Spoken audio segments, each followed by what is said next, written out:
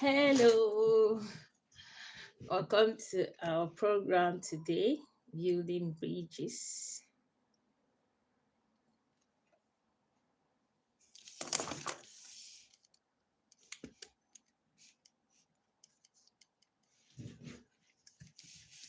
If this is your first time, okay, the person we are waiting for is right here, right now. How are you, Adesua? I can't hear you.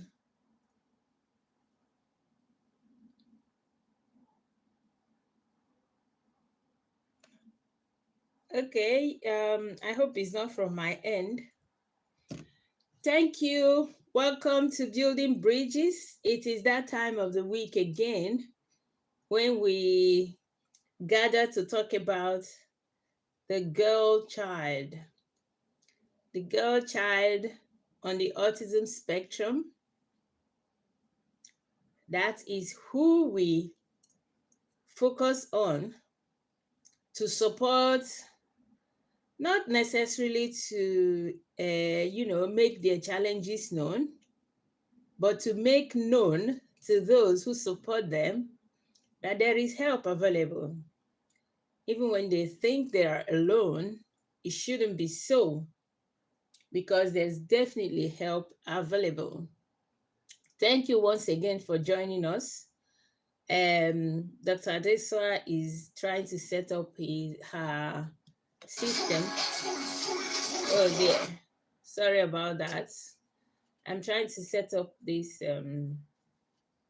program on this other side.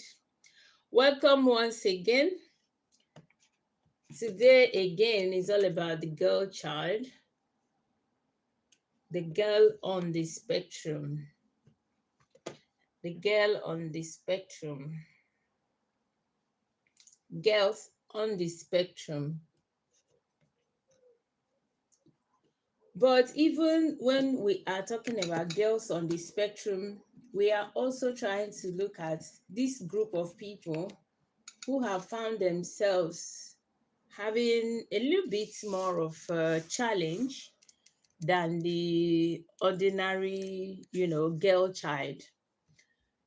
Children on the autism spectrum, especially those who are girls. But again, especially those who are from the Black African minority group. Hello, Adeso, are you there? Tina, I can see you. I'll try.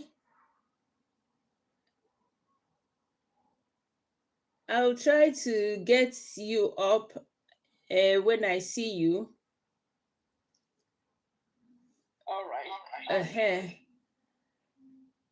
I'm inviting you again on TikTok. I'm already live on TikTok.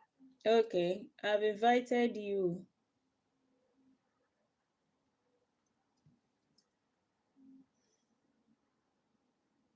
Did you accept it?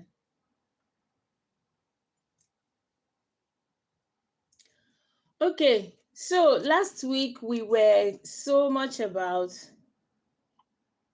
support at home. How, all right, we are here. We are here. Last week, we talked so much about support at home, who does what, where two parents feel like this is another person's duty, and another is asking if it is another's duty. And we remember the wonderful and insightful input from our participants.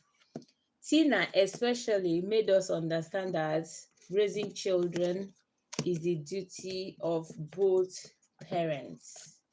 Nobody should be made to feel guilty about anything when it comes to raising children. Both parents are equally yoked, if I should use the scriptural terminology. So today I would invite Dr. Deswa. Do you have anything for us today? Yes, you go ahead. Oh, I'm trying to put this in like so that it doesn't overlap. Okay, the volume. Yeah. So you go ahead while I try to manage that. Okay. Okay, you are trying to put together your system. Yeah. Okay.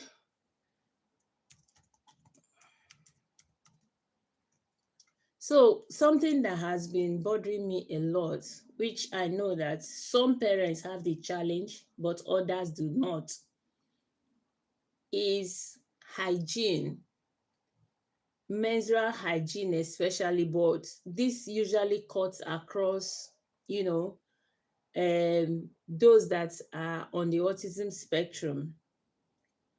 I remember years ago, well, even up to today, some families, like I said, it can be a challenge for some families, while some other families don't find it as a challenge.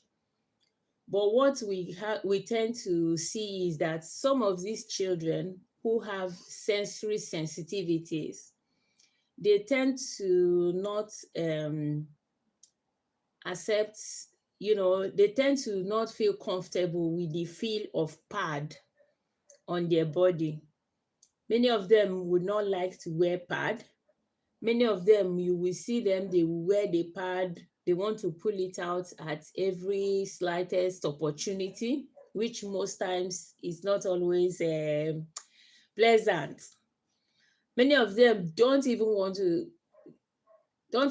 it to touch their bodies at all. And from what I know, this can be a lot of stress for the family. It is not just the family. A lot of times the child has to lose school time, social time, together with the discomfort, sometimes the shame in the society when parents have to take them out or even go to school in that situation. You can find yourself really facing a big challenge where it is such that the child will decide to pull the pad in front of the public. It happens sometimes with our girl children. And this has been like a big source of concern to parents, in the sense that even when the child is about to start menstruating, a lot of parents are not even sure of what they are going to see. A lot of parents, the stress alone, thinking of what will happen with their own children.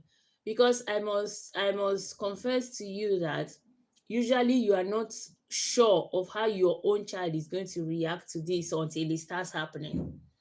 So sometimes the uncertainty can put the parents into a lot of pressure, a lot of anxiety, just not knowing how their own child is going to react to this stage of their lives.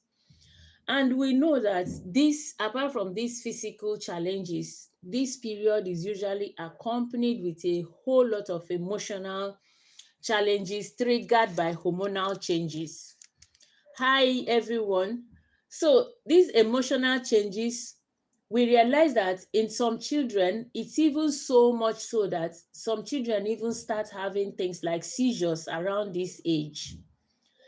They may not have been having seizures in younger age, oh, but because of the level of hormonal interaction that happen during that puberty age, some of them even start having seizures.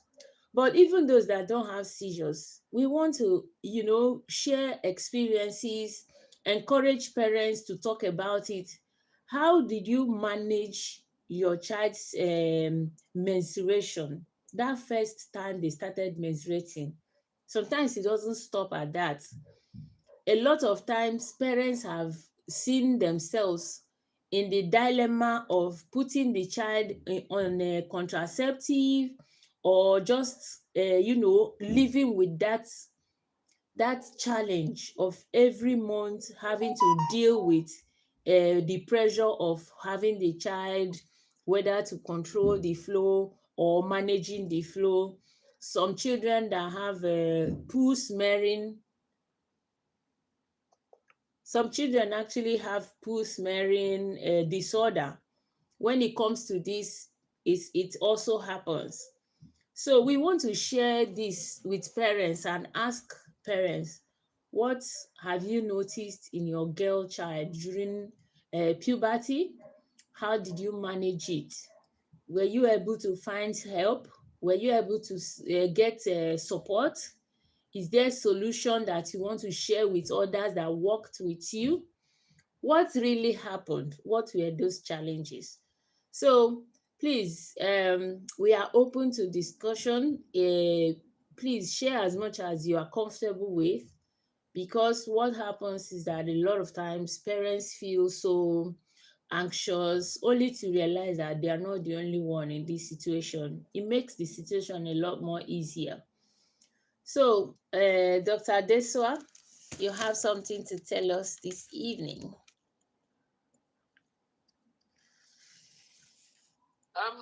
Yeah. Good evening, everyone. Thank you once again, and wherever you are, have a good evening. This is a very dicey situation, like you just said. Yeah. Everyone have unique experience with their situation. So, but most of the time, the reason these things happen is because when those emotions are overwhelming, they can't express it.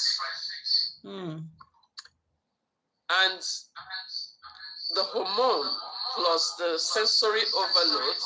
There's an echo. There are two devices on.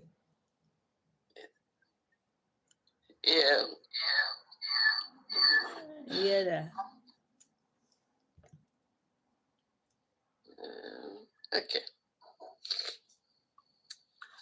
Are you hearing me better now? Yes, it's fine now. Okay. So as I was saying, so this situation makes the child extremely anxious, and it is overwhelming for the child.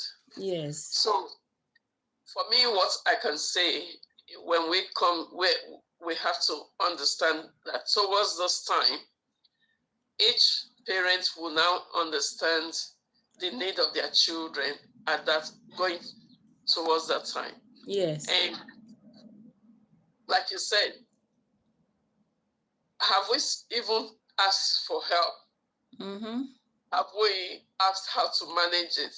And that's the reason we are creating this awareness. Yes. Because most of the time, we get to this point and we have no clue what to do. Exactly. And we feel embarrassed. But first thing, I just want us to know that there's nothing to be embarrassed about. Exactly. It looks a big deal, but remember, this is a condition. Yeah. Okay? And it's like having a broken leg or a broken arm, and you're going, people make way for you because you have a physical disability and all that. So you have to, first of all, not beat yourself up. These things has nothing to do with your inability to parent or not parent. Yeah. It's something that happened from within. And then there are professionals that will support. So there is no one single way to just cover it all, because what works with one child may differs not work with another. You understand?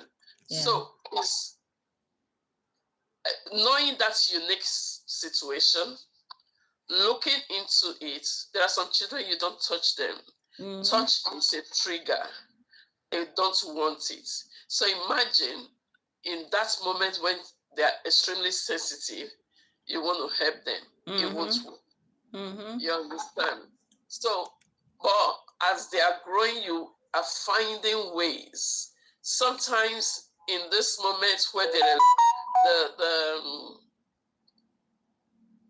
where the uh, hormones are high, there might be vitamins that can help regulate. Yeah. There might be alternative therapy that can support. So it's very important for us to try different ways. Some, it could just be simple as understanding that that child doesn't want to be in the midst of anybody. Yeah. And create that space for the child. For the child. Don't impose that, oh, because this is what has to be done, then you make life miserable for yourself and the child. Yes. So if you understand that at that moment she's sensitive, maybe to crowds, to having something come out of your body and you just make it. Yeah, even neurotypical child. Exactly. So create that space for the child, and even if they have to miss out on school 2-3 days, because you already know, you make the school to know that this is what happened in this period of time, and this is how this can be managed. You understand? Yes. Then there's some children that they are okay, but they can't just manage the hygiene. Yes. And that is where you have to look for something that does not require a lot of efforts. Yes. You understand? So there will be alternative support, or there are pants, pants, not pads. There are pants that can be used in that period. Situation, yes.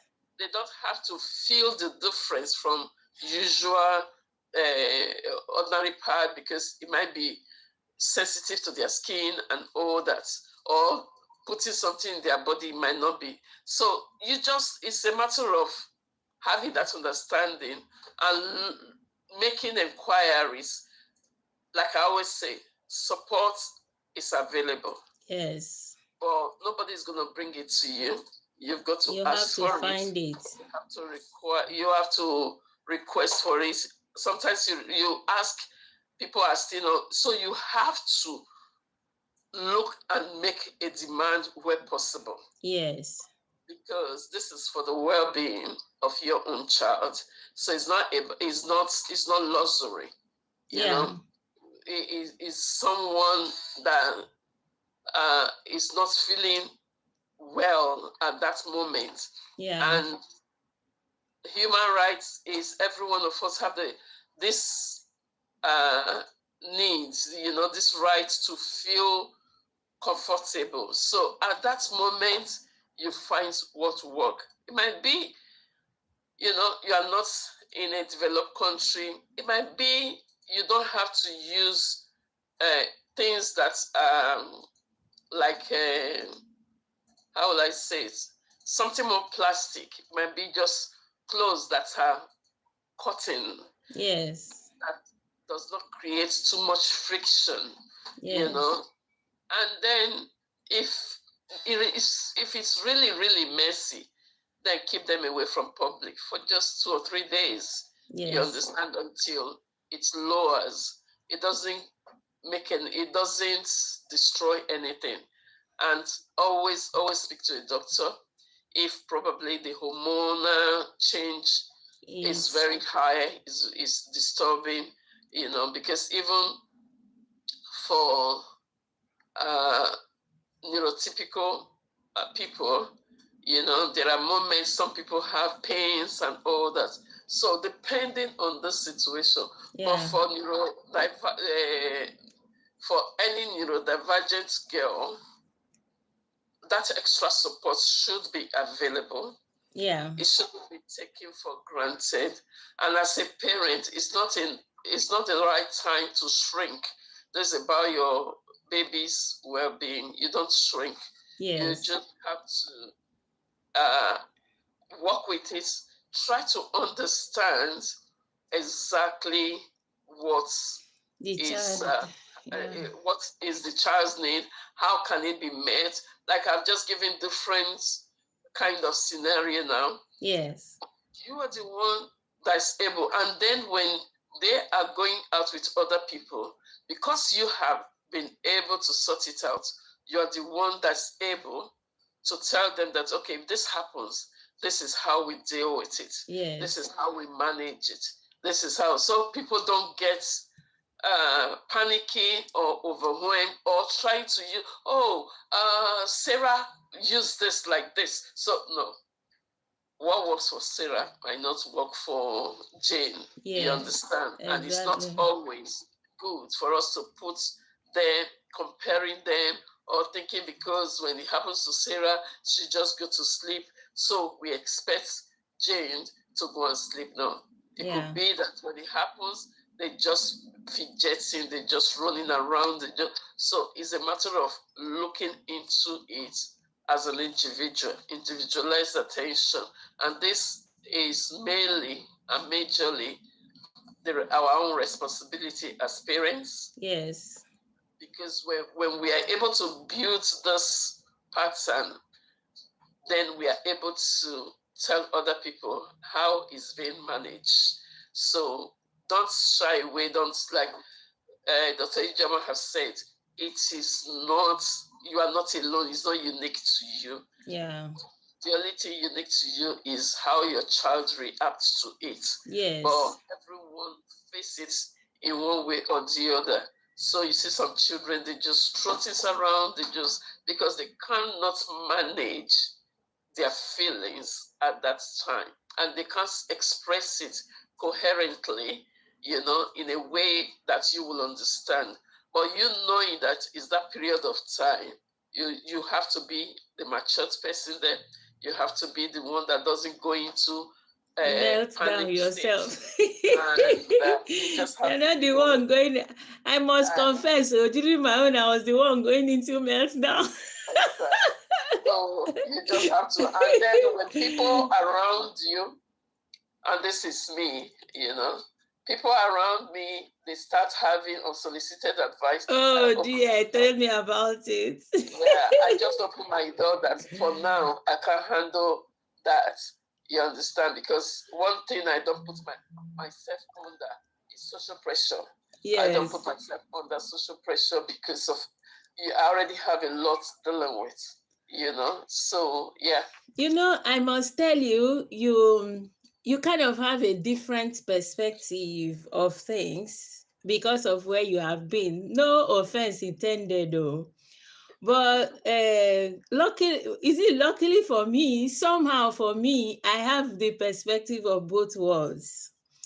And just because our audience are from both worlds, I'm going to tell you that it's a lot harder than it sounds. When we say seek for help, oh my goodness, from where I am coming from, there is actually no help to seek. It's as if you are just on your own.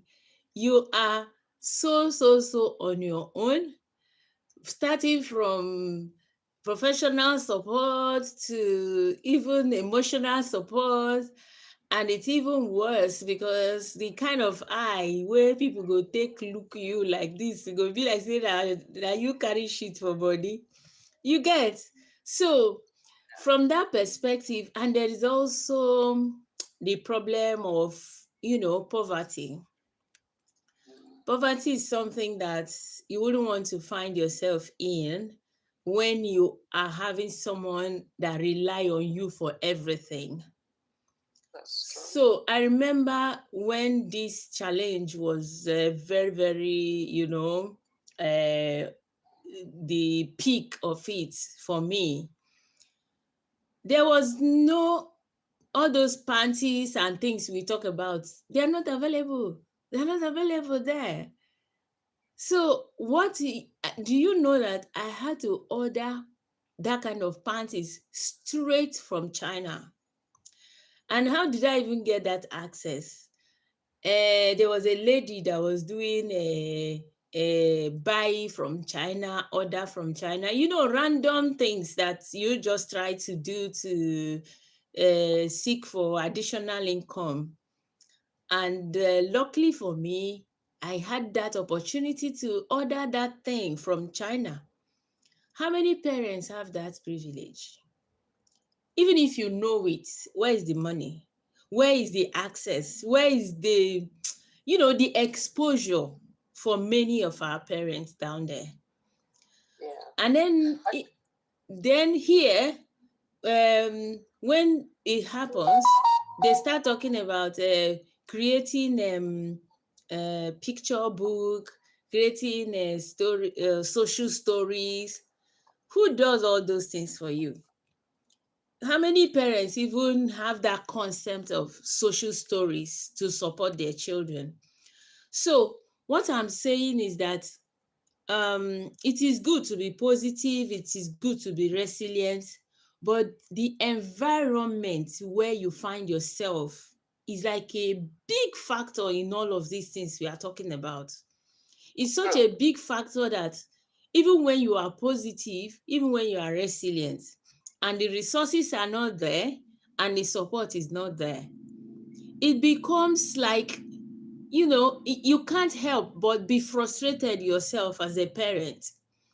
Before you even start looking at the face of how your child is behaving, you would have gone haywire. In fact, you would have become colo before before you before you can Yeah, even I understand what you mean. acknowledge. I'm not downplaying the No, challenges. I'm not going But there. in all, one thing I have realized in life, necessity, they say, is the mother Yeah. of invention. Yes. Okay. Once life happens, Yes. then we have to sit down, because it's easy to flow with the tide, Uh-huh. and it's easy to drown in the tide. When we see people that have come out, survive situation, and become a champion in that area, it's not because it was easy. Neither is because they had it all together. Exactly. No, it's because they choose not to allow the situation to define them, Yeah. irrespective of the environment. So Exactly. we have come. We have read a lot about situation that has happened, and in a very difficult environment, which is not easy. Yes. Now, I hear you there. in our own environment, there are also different Challenges. environments within, from back home, like you're trying to portray. Because I know some time ago that there were family units, there were neighbor units, that you are not always alone. Because one of the things personally I have struggled with in diaspora is lack of family support. Yes. Lack of a support network. Yeah. You understand? But what do? I chose to create that, what I was yearning for, what I would have loved other people to do for me. I started doing it for others. I started creating that support. I started learning and taking up people's children, because I know that sometimes it can be so overwhelming. Yes. Now, this situation, when I said that sometimes in case of probably lack of resources, so instead of maybe things that will irritate the skin, yes, we can use clothes that are purely cotton. You understand? Yes. We have had children in those days that we didn't even use diapers. It has been clothes they have used to do those things. You understand? I am not undermining it, but we will not allow, because those children, they have gifts in them, they have purpose in them, whether we want to see it or not, because God did not waste time creating them. You understand? Yes. And environment is going to dictate to you that, they give them names. And it didn't, even in Western world, when I did my research, that 100 years ago, it was exactly the same thing. Yeah. They give you names and everything, but people choose to push through those odds that were against them. Yeah, they might have chosen, but I mean, it's just, I'm very sure it must have still been parents like you and I, and whoever is out there. Yes, to lend your voice. I'm trying to come through here, that some of us that have come out and we have more understanding, now we are sharing the ideas, and it's up to us to also be creating those avenues for resources. Yeah. You understand? Like in Essence Oasis, it was bettered from pain. It was bettered from lived experience. Yes. It was bettered because I wasn't going to take no for an answer. Exactly. And by the grace of God, today, we are not just pushing by ourselves. We have support. We even have a big organization that are backing us, are funding us to be able to reach out to the community. Yeah. You understand?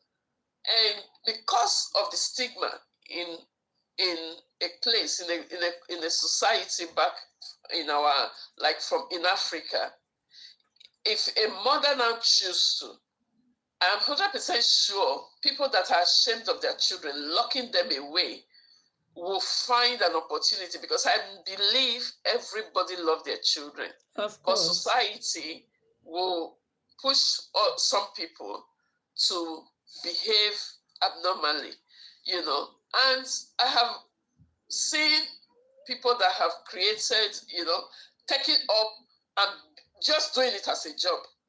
Then from there, they start learning and asking for help. Yeah. I'm speaking to somebody that have come to a place you are so frustrated, you even want to do away with your child. But have you challenged yourself? Probably, as you're listening to us, you are the next person that will find ways to create something that is sensory kind, to be able to help children in your environment. Yeah. Things you can bring out locally that's able.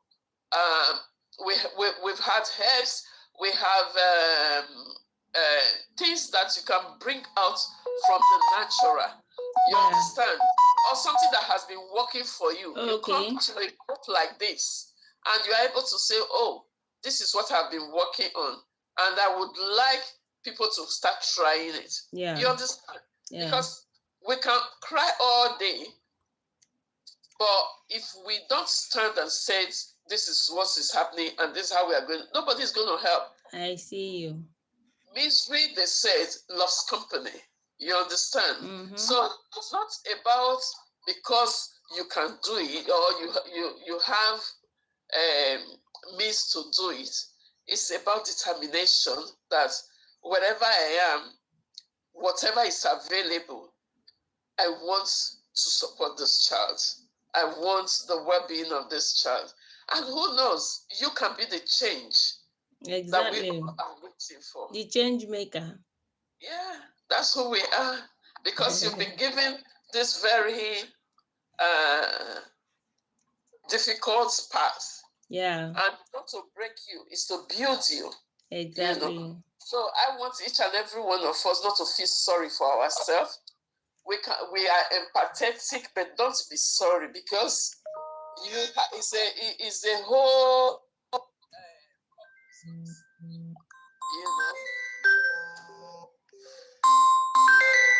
So that's what I have to say. And if you any comments, please share, and we are here um to connect with you as well. Thank you. Okay, so it's good that we are highlighting this because like we always say in our program, people tend to feel that it's a bit selfish to just focus on the girl child. But on topics like this, you can't help but realize the enormous challenge it carries. We are not saying male children don't have their own challenges, so they do. Because at this stage, every child more or less experiences that surge in hormones that in most cases aggravates conditions like behavioral and some other symptoms that may not always be very pleasant. So what we are doing now is we are trying to share not just experiences but solutions that have helped. So when we are talking about solutions that have helped, we have looked at using sensory friendly materials. Dr. Adeswa talks about cotton materials. Sometimes we have found out that even for clothing, our children just want something that is, very soft and not harsh to the skin. So when it comes to menstrual hygiene, you may realize that that child may not want to go for the standard pads or tampons because of how they feel on their skin. So another option which I found helpful for a while was pull-ups, um, adult diapers. Some children find it easier to just go on those adult diapers, maybe 3 to 4 in a day. And but you realize that some children who are highly sensitive, they don't even want that upper part. They tend to peel it off, and of course once you peel it off, the function is destroyed. So there are also children who don't mind at all.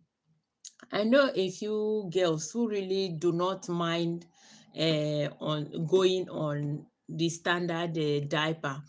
We are only talking about when the child is highly, highly sensitive. There are also children who it doesn't even bother at all. Just like what we know about them is a neurodiversity condition. How one reacts to it might be different from how another reacts to it. But when we talk about those who find it quite challenging, just like so many things that they go through, it can be difficult finding help.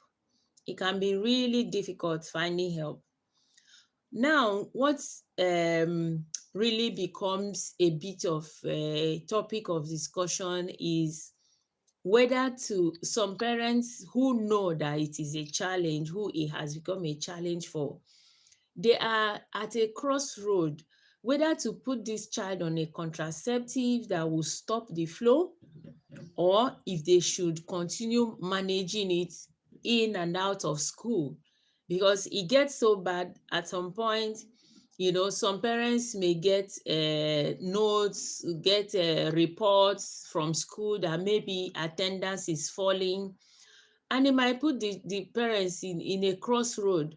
Should we choose to keep this, to stop this from flowing and keep the child in school, or should we keep the child in school, keep skipping school when the challenge is up, and prevent maybe whatever side effect that might come from stopping the flow?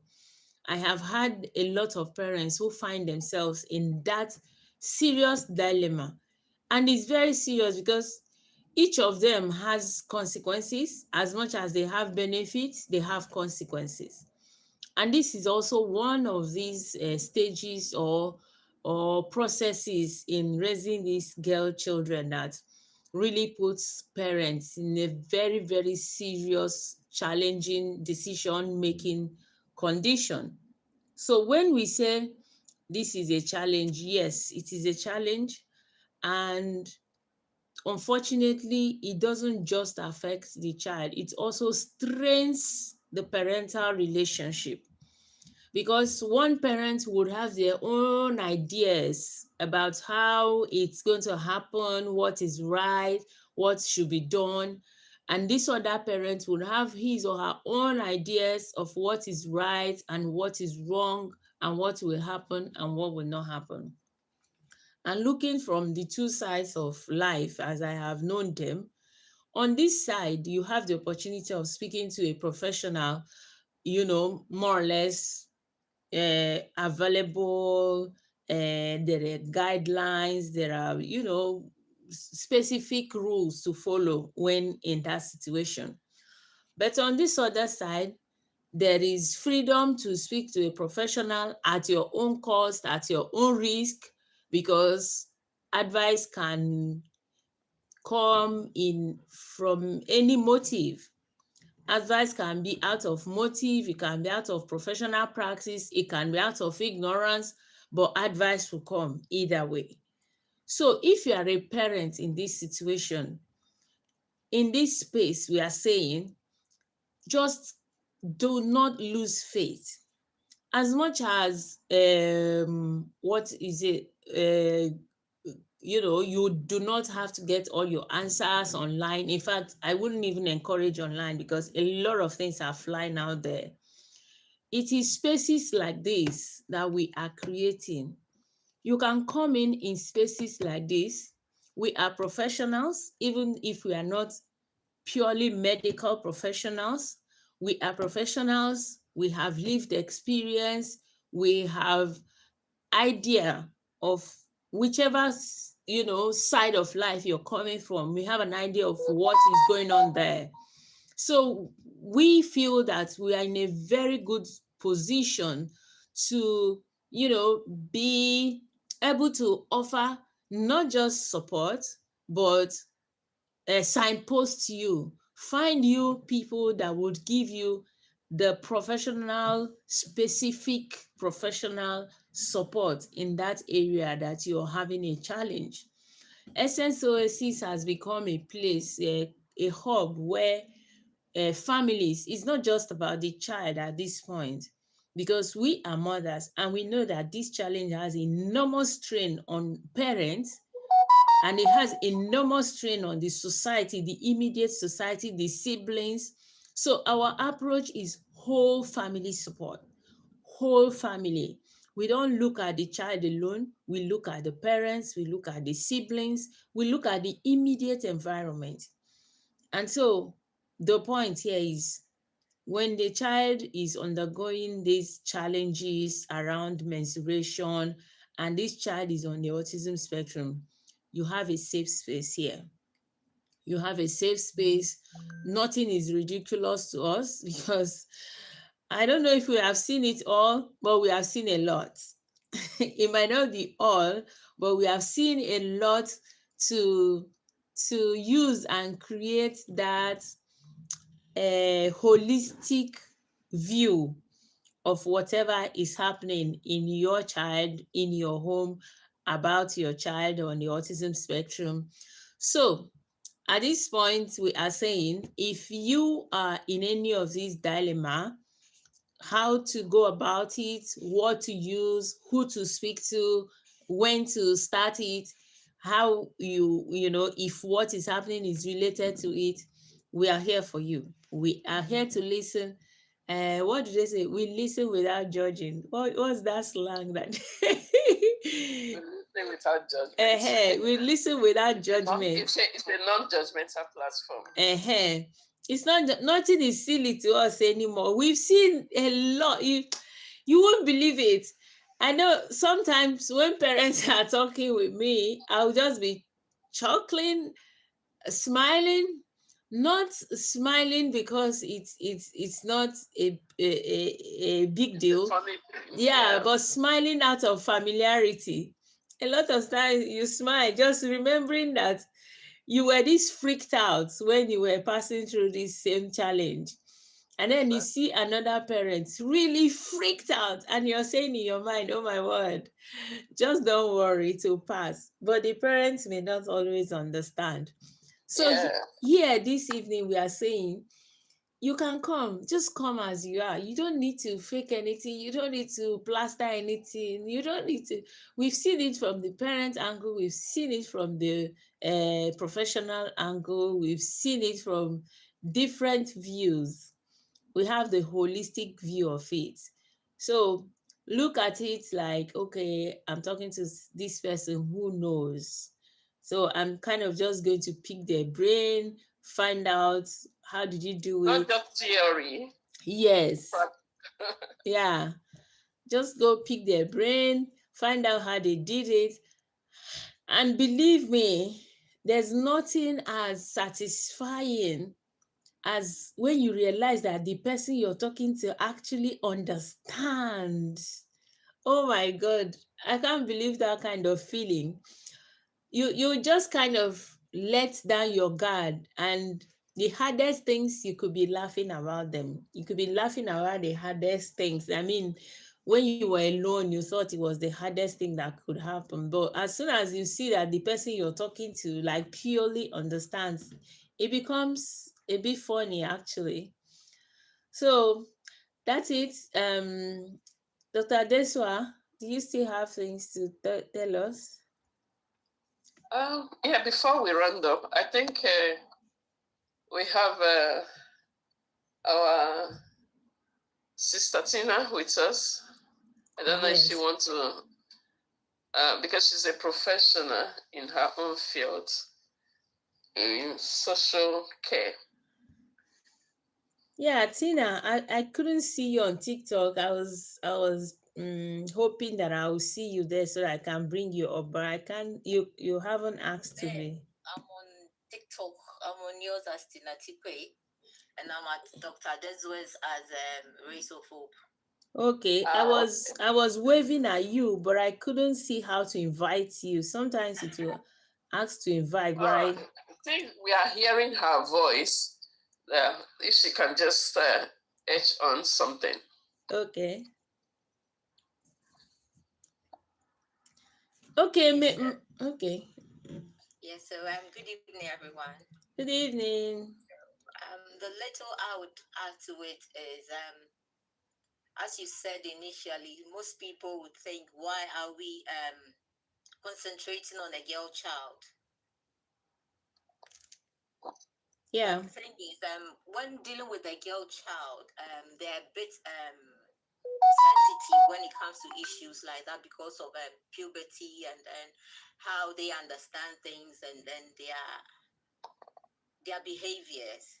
So I think that we're dealing with girls when it comes to puberty is a bit difficult, especially for the girl child and then the parent itself, because sometimes you get to a point where the child itself does not understand what she is going through, and managing a situation like menstruation, getting to understand when to change, how to get the thing right so that she doesn't soil herself, and then the mood swings and all these things. So, like you were saying, you have to go to China to get um, the pants so that she could use it, because that would be a better way where you don't need to change like a pad, your pant is yeah, wet, and all these things. So, I think as parents, and then as maybe caregivers, support workers, advocates, and all these, we have to also come in a point where we can support these parents, and then especially the client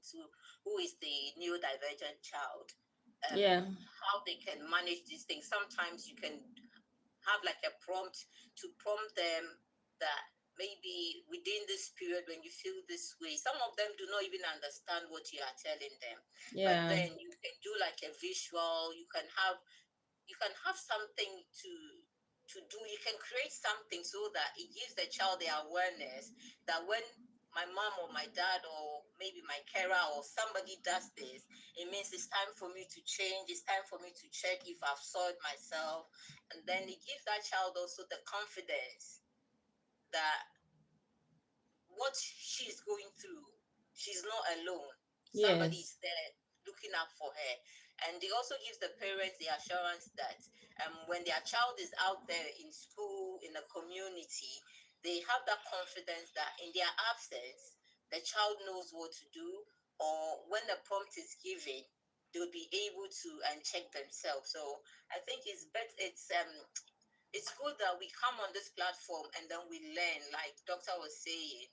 Um, it's a free space, a non-judgmental space. Nobody is here Yeah. to be judged. So some of these things we may not know because, example, if you haven't had a child um, who is a female, but you've got a male child, you might not understand what the female child mother is going through. Yes. But when we Exactly. come here, we can all share our views, and then from the sharing of our views, you may be helping a mother. A mother may be learning, a parent may be learning, and then we together we build a community that we find ourselves in. Yeah. So I think they said when you educate a female, you educate a nation. Mm-hmm. So we dealing on a girl child, we shouldn't be offended that we are basing on the girl child. It's just because a girl child is a little bit difficult when it comes to the neurodivergent situation. Yeah. So I think it's important that we do all these things, and I'm very happy that I'm here today to learn all these things because, like you said, there's a situation where I know that somebody had the injection to stop the flow, but Yes. um, after the the injection was stopped, till days the person is still wearing sanitary pads Okay. because even when the flow is not coming, there's a discharge. So some of Oh. these things already the child is going through something, and now there's another allergy or something. The child like something has gone wrong, and now the person has to live for it for life. So Yeah. sometimes we need to find a situation where we can support this child that what they are already going through, we don't add to it. And Yes. sometimes, like you said, maybe the child will rip the sanitary or destroy it without knowledge or intentional. Yeah. So as we try, maybe the pants is not working, we try something else. So there's a lot of things we can try. So we don't just say, oh, everybody's using this, so let me go for it. But Exactly. you can try different ways and different means, and then together the child can get to that comfort. Mm. Thank Yes. you very much. Go ahead. There's something she just says, about the injection and all that, Yes. and very important because at the end of the day, we as parents we want to find an easy way out, but what's the consequences on that child? So we have to be careful and be well informed Mm-hmm. before any decision is being made. And like I said, there's something I wanted to address about days of school. Yes. Now, as an advocate for your own child, you know the needs of your child. I always encourage parents, make sure that you're not making excuses. But when there are needs and there are things that needs to be done, bring it to the table. Nobody know your child more than you. And Exactly. anybody that's going to accuse you of anything, it doesn't matter. Sit with them. Because the more you advocate for your child, the more they take you seriously. But if they come imposing on you, oh, this is not, this is the law, this is the law. No. And let them know that you are already fragile emotionally. Yeah. And the best thing you want is for this child not to face social pressure or anything. So if they are going to be out of school 2, 3 days, 4 days in the whole month, they will be out of school for those days. Yeah. If you can afford it, because another thing, if you're a parent that work, it becomes very Exactly. That is also so an if you angle can to afford it. it. But most of the time, unfortunately, we have to build our life around the child. Their needs, So yes. that's why I said necessity is the mother of invention. When life happens, you've got to embrace it and then find a way around it. Because you can't say because you've been doing 9 to 5 high power career that it has to remain. I'm not saying do away with your life, but to avoid too much pressure on yourself, you've got to now work around it. How do I make it work?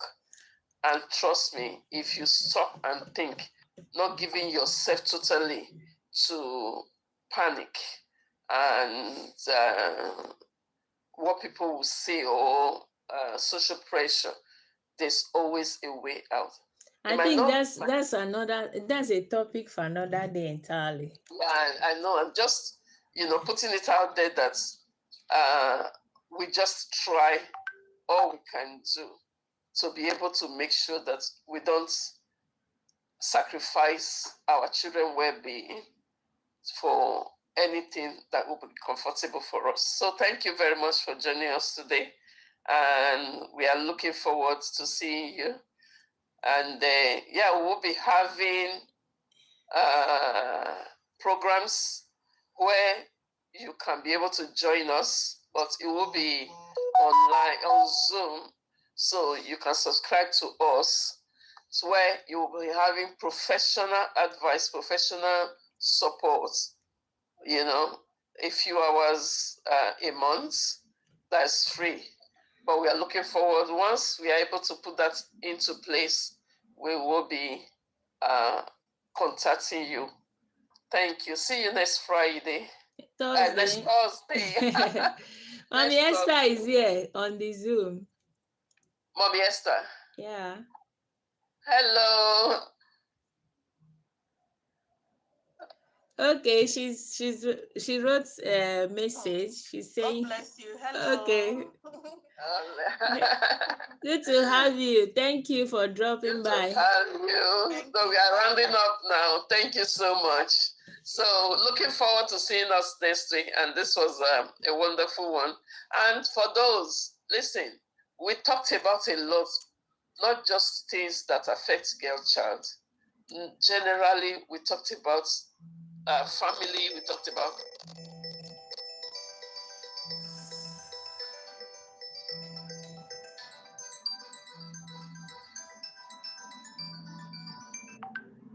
so please, looking forward to seeing us, and thank you very much for joining. Have a good week. Have a good weekend, everyone. Thank you. See you next week, Thursday. Bye. Bye. Have a nice weekend. Enjoy the rest of your weekend. Bye. Bye. Thank you here. Bye. Bye. How do we go now? Yeah, it's going. Thank you for joining me. It was a pleasure having you. So by next week, we will come with another topic around the girl child. And if you're here, you're going to benefit because we are sharing invaluable insights on how to support the girl child on their challenges of, handling the challenges that come with being on the autism spectrum. It's a pleasure for us to use our lived experience to help other parents because we know how traumatizing it could be when you begin to feel that what is going on with your child is new. Like, how is it happening to you? How is it happening to your child? But there is this relief that comes when you realize that, look, this has happened to someone else and they are still here. It kind of gives you the courage to keep pushing, to keep looking for solutions, to keep supporting, not to give up. It builds your resilience. At the end of the day, we are not saying, yeah, challenges should continue coming. But believe me, they will come. They keep coming, whether you like it or not. So why don't you learn how to not ask them to come, but embrace it. I mean, accept it that it is there and learn how to make it a lot more easier. Thank you once again. It was a huge pleasure having you. See you again next week, or maybe before then, because I come here once in a while, chip in my own views, and be on my way. If you have a girl child who is autistic, we are saying hold it on, keep it up, be the mother they want you to be. Your lovely girl is there. Just be there for her as much as you can. Don't break under the weight, because we are definitely here to support. Thank you. Enjoy the rest of your weekend. Bye bye.